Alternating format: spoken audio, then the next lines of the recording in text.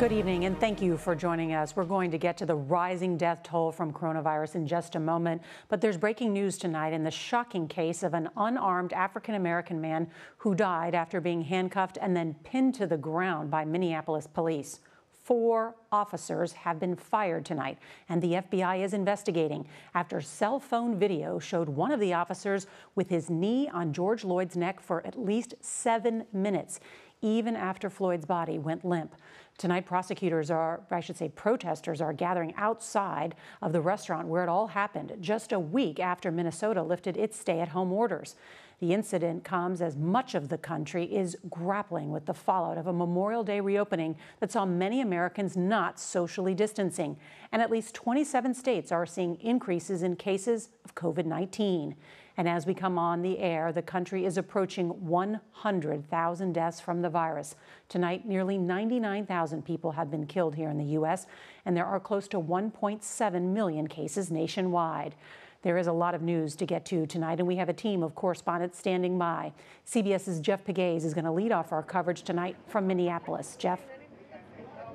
Nora, there is a growing crowd of protesters here around me, several hundred people, and they've gathered around the bus stop where George Floyd's arrest was caught on cell phone video. Now, police say that he was resisting arrest, but there is new video tonight raising questions about that.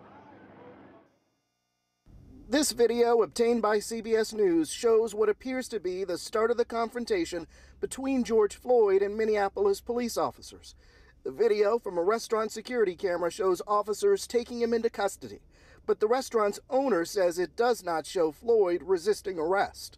From what I saw on the camera, it didn't really look like he was resisting at all. Moments later, in a cell phone video, Floyd is heard pleading for air. Please, I can't breathe. The 4 police officers were responding to a call about counterfeiting on Monday evening. Floyd is pinned to the ground by a white officer with his knee at the back of his neck. They gonna kill me, man.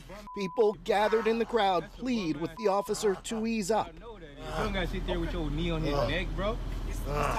You trapped him, he's breathing right there, bro.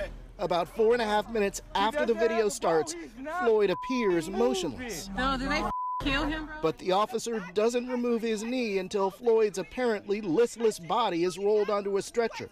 He was pronounced dead later at a hospital. At the scene of the incident, demonstrators gathered for what they call an I Can't Breathe protest. That is eerily reminiscent of the 2014 chokehold death of Eric Garner, after New York City police officers tried to arrest him for illegally selling cigarettes. And it comes nearly 3 weeks after Ahmaud Arbery's death in Georgia captured national attention. 3 white men are charged with killing him after suspecting that he was a burglary suspect. Being black in America should not be a death sentence. Today, Minneapolis Mayor Jacob Frey apologized to the city's African-American community. When you hear someone calling for help, you are supposed to help. This officer failed in the most basic human sense.